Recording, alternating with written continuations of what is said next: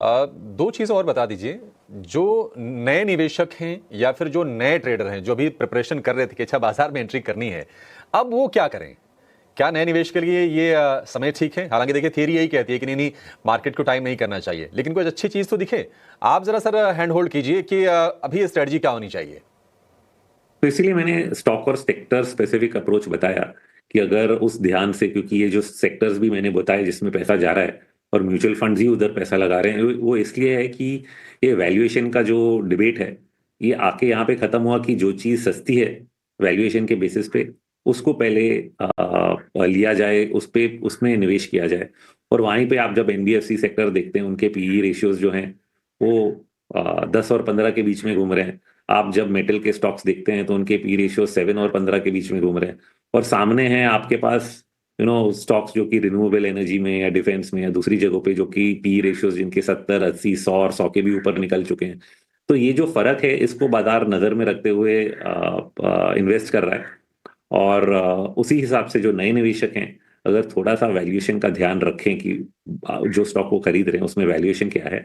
अगर आप थोड़ा ज्यादा वैल्यूएशन दे रहे हैं तो उसका ग्रोथ चेक कर लें कि उसमें ग्रोथ है कि नहीं। पिछले 2 3 क्वार्टर से ग्रोथ रिजल्ट्स आ रहे हैं, आगे भी जाके ग्रोथ की एक्सपेक्टेशंस क्या हैं, ये एक बार समझ में आ जाए तो आपका निवेश करना थोड़ा आसान हो जाएगा और आपका जो रिस्क है वो भी काफी कम हो जाता है। तो ये बेसिक है। तो स्टॉक स्पेसिफिक अप्रोच रखें इन्वेस्टर्स इन चीजों को मन में रखते हुए तो शायद निवेश करने का समय मैंने जैसे बोला आ चुका है। बट अप्रोच जो है वो सही होनी चाहिए। ट्रेडर्स के लिए थोड़ा सा जिगजैगिंग अभी भी हो सकता है, क्योंकि अगर एक्सपेक्ट करेंगे कि मैं ले लूं और यहाँ से वन वे ऊपर जाएगा तो शायद ना हो। तो इसलिए धीरे धीरे इसको अप्रोच करें। पोजीशन साइजिंग मतलब एक बार में शायद 25% ही ट्रेड लेना चाहिए, उससे ज्यादा नहीं। और जब वो ट्रेड कंफर्म होता है तब आप जाके उसको एडिशनली ऐड करें। इस तरीके से आप अप्रोच करेंगे तो नुकसान जो है वो कम होने की संभावना है।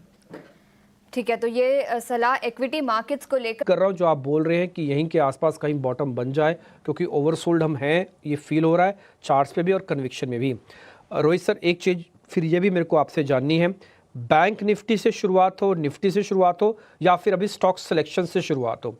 इंडेक्स भी सेफर साइड पे हो सकता है यहाँ पे माल भरने के लिए, या फिर स्टॉक से ही शुरुआत करें?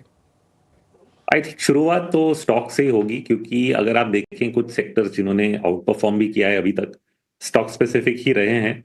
जैसे कि एनबीएफसीज हैं, इन्होंने जनवरी से अभी तक बाजार में आउट परफॉर्मेंस दिखाया है। हर बार बाजार नया जब लो बनाता है तो एनबीएफसी स्टॉक्स नए लो पे नहीं जाते हैं, उल्टा खड़े रहते हैं और फिर तेजी की तरफ फिर से निकल जाते हैं जैसे बाजार संभलता है। ऐसा ही कुछ हमने धीरे धीरे अब इस महीने मेटल स्टॉक्स में देखा कि कई जो मेटल्स के काउंटर्स हैं वहां पे भी फॉल होना बंद हो चुका है और धीरे धीरे बाजार बढ़ते हुए दिख रहा है। बाजार में जिस प्रकार की स्थिति अभी चलती हुई दिखाई दे रही है वो कंडीशनें काफ़ी नेगेटिव बन रही हैं, लेकिन फिर भी एक तरह से आप बाज़ार को देखोगे तो बाज़ार सभी पॉजिटिव फैक्टर्स की अनदेखी कर रहा है। ऐसा इसलिए हो रहा है क्योंकि धीरे धीरे आप देख सकते हैं कि क्रूड ऑयल सस्ता हो रहा है, डॉलर इंडेक्स में ठीक ठाक माहौल चलता हुआ दिखाई दे रहा है, और जिस प्रकार की जियो पॉलिटिकल कंडीशंस बनते हुए दिखाई दे रही थी वहाँ पर भी जो आंकड़े हैं अब धीरे धीरे ठीक आ रहे हैं।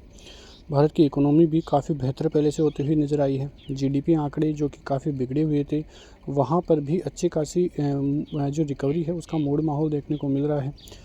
उसके अलावा भी जो महंगाई है वो भी कंट्रोल में आते हुए दिखाई दे रही है। तो ये सभी फैक्टर्स भारतीय बाज़ारों के लिए पॉजिटिव हो रहे हैं, लेकिन फिर भी बाज़ार इन सभी फैक्टर्स की अनदेखी करता हुआ नज़र आ रहा है। अब देखना ये है कि कब जाके भारतीय बाज़ारों में रिवर्सल के संकेत देखने को मिलेंगे, क्योंकि जो कंडीशंस है वो भारतीय बाज़ारों के पक्ष में होती हुई दिखाई दे रही है। और यदि बाज़ार में भी अच्छी खासी खरीदारी एफआईआईज़ की तरफ से आती है तो वो भारतीय बाज़ारों के लिए काफ़ी अहम होगा और काफ़ी अच्छे और पॉजिटिव संकेत फिर देखने को मिलेंगे।